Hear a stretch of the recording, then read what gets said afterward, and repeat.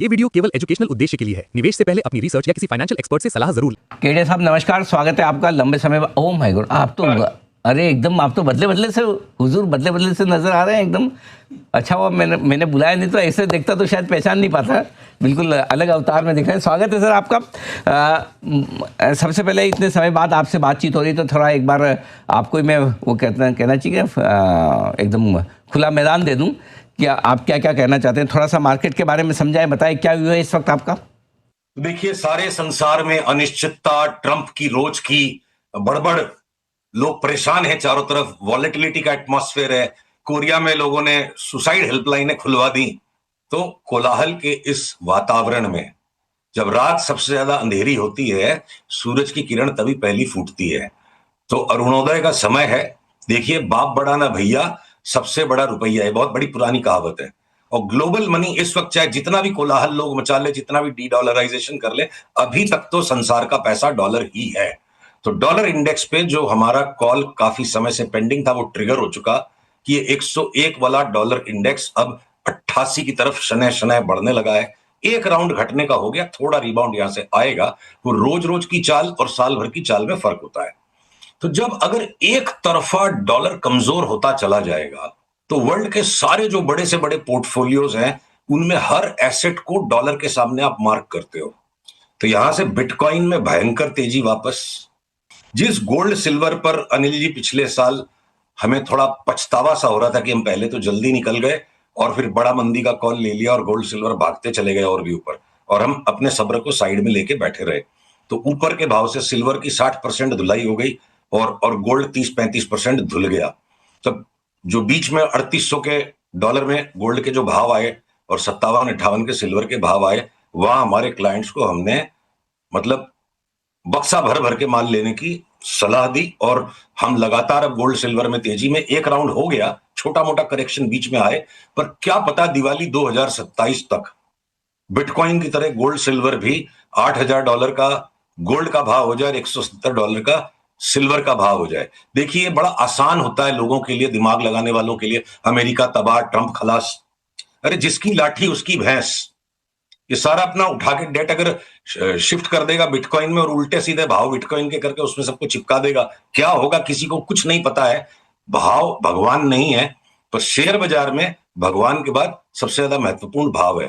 तो अगर dollar index का ये प्रभाव हमें इन ऑल्टरनेट एसेट्स में इतना भयंकर प्रभाव सामने चार्ट पर नजर आ रहा है, तो हम लौटे अगर अपने शेयर बाजारों की तरफ, तो जिस कोरिया में सुसाइड हेल्पलाइन तक खुल गई और ऐसा पंक्चर हुआ वहां का मार्केट, जो यूफोरिया थी, तो अब कोरिया के भी चार्ट के ऊपर कॉस्पी पे हमारा कॉल 20 दिन से ट्रिगर हो चुका है कि वापस एक नए हाई की तरफ कोरिया और निक्की जापान की दोनों बढ़ रहे हैं।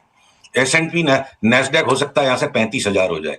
तो चारों तरफ अगर संसार में डॉलर को लेकर के अगर तेजी का ही वातावरण है, तो हमारी निफ्टी बैंक निफ्टी जो है, यहां आकर बुद्धि और चार्ट दोनों थोड़ी सी बेबस प्रतीत हो रही है हमें। इनके नखरे खत्म ही नहीं होते। तो अभी भी निफ्टी बैंक निफ्टी के अंदर में जो अटखेलियां हैं, जो चालबाजी कर रही है दोनों इंडेक्स, तो इसके बीच में कोई रोज की ट्रेडिंग करने वाला या तो जीत जाए, या एकदम लंबे की सोचने वाला जीत जाए। जो यूजुअल सौदा है 10-15 दिन का, वो दोनों तरफ करवट करवट लेता जा रहा है। तो अभी भी जो हमारा पुराना कॉल है कि अंतोगत्वा 32,000 की निफ्टी को आना है, वो देर सवेर हो रही है। एक बार यहां से हम वापस 25,100 की तरफ बढ़े, फिर वापस करंट लेवल्स पे आ जाएं, फिर हम 27,200 जाएं, फिर वापस करंट लेवल्स पे आ जाएं और फिर 32,000 की चाल आए, तो निफ्टी के और बैंक निफ्टी के नखरे अलग ही हैं। और इसके बीच में एक से एक उम्दा इंडिविजुअल स्टॉक्स की चार्ट्स मिल रही है। सारांश में अगर आपने मुझे खुला मैदान दिया, तो ऐसा नहीं है कि शॉर्ट्स करने के भी स्टॉक्स नहीं है, बहुत सारे स्टॉक्स रोटेट कर रहे हैं। जहां बजाज ऑटो हमने नीचे के भाव में जो पिछले साल का बॉटम था, वहां से एक बड़ा कॉल लिया कि एक तरफा तेजी है, अब हम बजाज ऑटो में शॉर्ट सेलिंग स्टार्ट कर चुके हैं फॉर एग्जांपल। तो अलग अलग स्टॉक्स की और अलग अलग सेक्टर्स की चाल को पकड़ने वालों को पैसा मिलेगा। निफ्टी बैंक निफ्टी की चंचलता में उलझे रहना या ग्लोबल न्यूज फ्लो की वरीज में उलझ के रह जाना, ये तो सामान्य जिसके पास बुद्धि उसका काम है। पर बुद्धि हमारी मजबूरी क्यों बने, बुद्धि के बावजूद पैसा कमाना, वही शेयर बाजार है। बिल्कुल ठीक बात है। तो बहुत ही इंटरेस्टिंग चीज़ें आपने बताई। निफ्टी का टारगेट 32,000 का, 25,100, 27,200 और 32,000, इन 3 टुकड़ों में। और जाहिर सी बात है 32,000 आज और कल में नहीं आने वाला है, इसके लिए आपको धैर्य रखना होगा। इसमें बीच बीच में ऊपर नीचे भी होगा। स्पेशली बाकी ठीक है केडिया साहब, निफ्टी पे कोई एक स्टॉप लॉस लेकर चलना चाहिए, नहीं तो कई बार क्या होता है फिर लोग ये कहते हैं कि अरे आपने इतने बड़े बड़े टारगेट दिए, थोड़ा नीचे आ जाए तो फिर परेशानी होती है। कोई किसी को अगर रखना हो तो कोई आप सजेस्ट करेंगे सर? अगर आप मेरे दिल की बात सुनना चाहें, बिल्कुल।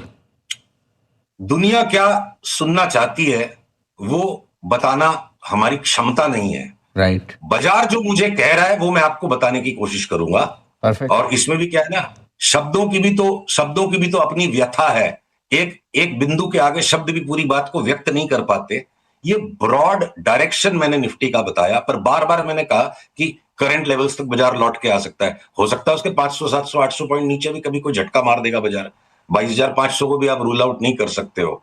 तो निफ्टी और बैंक निफ्टी पे स्टॉप लॉस वाली ट्रेडिंग, ये 15-20 दिन वाली ट्रेडिंग अभी करने का समय नहीं है। स्ट्रक्चरली मार्केट ऊपर की तरफ है और निफ्टी बैंक निफ्टी इसमें बार बार ऐसा बेबस सा चेहरा बना के ऐसा छद्म सा रच रही है कि यहां पे निफ्टी का कोई अगले 1 साल का स्टॉप लॉस फिक्स कर देना इस वक्त मुझे कोई ऐसी बात मुनासिब नहीं लगती है। ब्रॉडली अगर वास्तव में बात का तंत अगर हम पकड़े, इंडिविजुअल स्टॉक्स पे फोकस कीजिए और निफ्टी बैंक निफ्टी को सिर्फ इतना जवाब दीजिए कि तुम मंचली हो, अपने घर में बैठो, हमने स्टॉक्स में पैसे कमाने हैं। आपने स्टॉक्स की बात की तो आइए थोड़े स्टॉक्स पर ही फोकस करते हैं। सबसे पहले जो आपका फेवरेट स्टॉक रहा है, जिसके लिए बड़े बड़े टारगेट आपने दिए, वोडाफोन आइडिया। हर घर आइडिया, हर पोर्टफोलियो में आइडिया है और लोग थोड़े रिलीफ में आए। मेरे ख्याल से 6-7 रुपये से लगातार आप रिकमेंडेशन में बुलिश रहे। मुझे अगर सही से याद है तो 18 रुपये के टारगेट भी आपने दिए थे, 14-15 तक तो पहुंचा भी है। आपके कहने पर जिन लोगों ने खरीदा है वोडाफोन आइडिया, क्या करें? तो मेरी एक रिक्वेस्ट है कि आपका पीसीआर इस चार्ट को दिखाए। वोडाफोन आइडिया पे हम लोगों ने जो यहां से लिया, यहां टेक प्रॉफिट किया और अब हमारा एक नया बाई का टारगेट यहां से ट्रिगर हो गया है कि हम इसमें 18 रुपए की जो आपसे बात हुई थी, अगला पड़ाव 18-19, क्या पता 21-22 भी हो। अनिल जी, इसको अशिष्टाचार न मानिएगा। आपसे जब 6 रुपए में वोडाफोन की बात हुई थी कि 18 हो जाएगा, आपने पूछा था पार्टी कहां लोगे, तो उस वक्त क्या है ना, हड़बड़ा करके मैंने कह दिया आपके स्टूडियो आके पार्टी लेंगे। अब अनिल जी पार्टी दें तो स्टूडियो तो आपके, हम कभी भी आ सकते हैं चाय पीने। तो हमारे क्या है, हमारे क्लाइंट्स के साथ हम अगले महीने 1.5 महीने में कोई भी एक सूटेबल डेट चुनेंगे। क्या पता वोडाफोन 18 आने के बाद ही वो डेट तय करें कि हमारे बहुत सारी संख्या में क्लाइंट्स और उनके परिवारों के साथ हम कोर्डेलिया क्रूज पर जाने वाले हैं।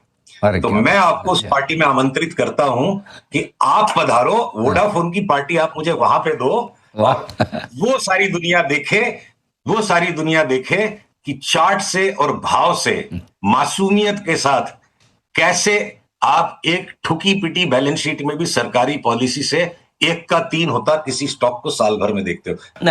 आपने जो बात कही एक बार कि आपको फिर से कोरिया वगैरह के मार्केट नए लाइफ हाई बनाते हुए दिखते हैं, तो फिर क्या आईटी शेयरों में जो थोड़ा तेजी का माहौल बना था उनकी कमजोरी की वजह से आईटी मजबूत रहेगा या फिर गिर जाएगा? अनिल जी, एक अनुरोध है, देखिए बात तो सोचनी पड़ेगी क्लैरिटी के साथ, करनी पड़ेगी कॉन्फिडेंस के साथ और सौदा करना पड़ेगा ह्यूमिलिटी के साथ।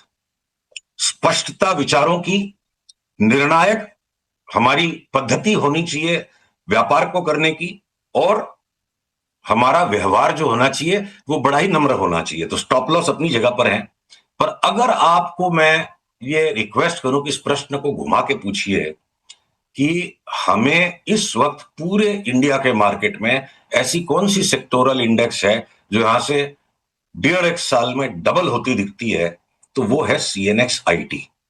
और कोई से इंडेक्स में यहां से भी डबल होने का स्कोप नहीं है। तो खैर कोई बड़ी बात नहीं है, जिस इंडेक्स की सबसे ज्यादा पिटाई हुई है, सबसे ज्यादा भागने की जगह उसमें होगी। और जहां तक मैं वो जो नम्रता की बात कर रहा था आपसे, तो देखिए जब इन्फोसिस 1800 का भाव था, कोई एआई का बबल नहीं था, कोई कोरिया और निकी के अंदर में इस तरह का तूफान नहीं मचा हुआ था, और वहां पर जब हमारे मुंह से निकल गई थी कि ये 1800 की इन्फोसिस 1200 बिक जाएगी, तो कैसी भर्त्सना हुई थी, कड़ी निंदा, सामूहिक सामाजिक कड़ी निंदा। और 3 डिजिट पे भी भाव गया।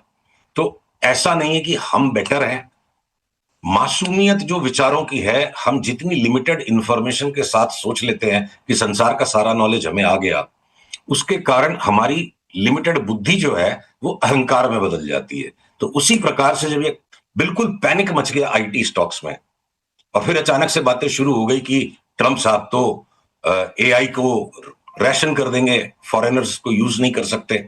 तो कैसे क्या स्टोरी बनेगी, चार्ट की स्टोरी ये बता रही है कि ये सिविलाइजेशनल बॉटम है आईटी स्टॉक्स में। और कोई मुझे एरोगेंट ना समझे, बात को कॉन्फिडेंस के साथ कहने के लिए मुझे इन शब्दों का प्रयोग करना पड़ रहा है कि भाई अगर एआई भी आएगा तो कंप्यूटर और कोडिंग की दुनिया में एक परिवर्तन आ रहा है, तो एआई से रिलेटेड जितने नए बिजनेसेस बनेंगे उसको क्या कोई पान वाला खोल लेगा? वो काम भी यही लोग करेंगे। देखिए एक उदाहरण, 2020 में जब पैनिक मचा, 60 रुपए का भाव टाटा मोटर्स था, अरे अब तो ईवी आ रहा है कोई अभी उबर ओला आ रहे हैं, लोग गाड़ियां नहीं खरीदेंगे। तो जितनी भी ईवी आई इंडिया में, ये मारुति ने, टाटा मोटर्स ने, इन्होंने ईवी का बिजनेस किया। तो जिसके पास दुकान है वही आगे मकान बनाएगा। है फुटपाथ पे बैठा हुआ रामू पानवाला, वो भाखड़े से उठ करके एआई का धंधा नहीं करेगा। तो परिवर्तन आ रहा है इंडस्ट्री में, कॉस्ट शीट चेंज हो जाएगी, बिजनेस के डायनामिक्स चेंज हो जाएंगे, नए बिजनेसेस खुलेंगे।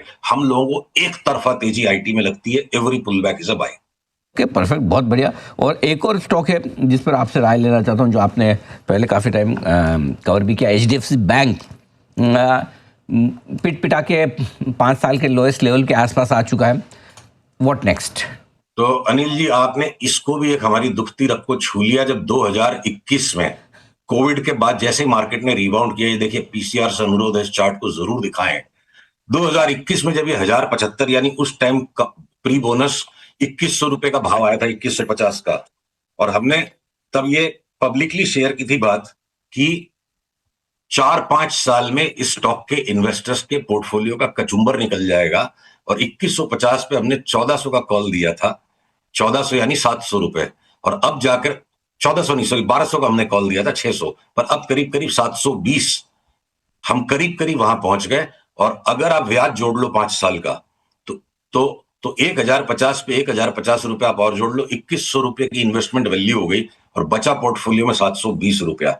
तो आपके 65% का डैमेज हो गया so called only fundamentally driven value judgement making investors.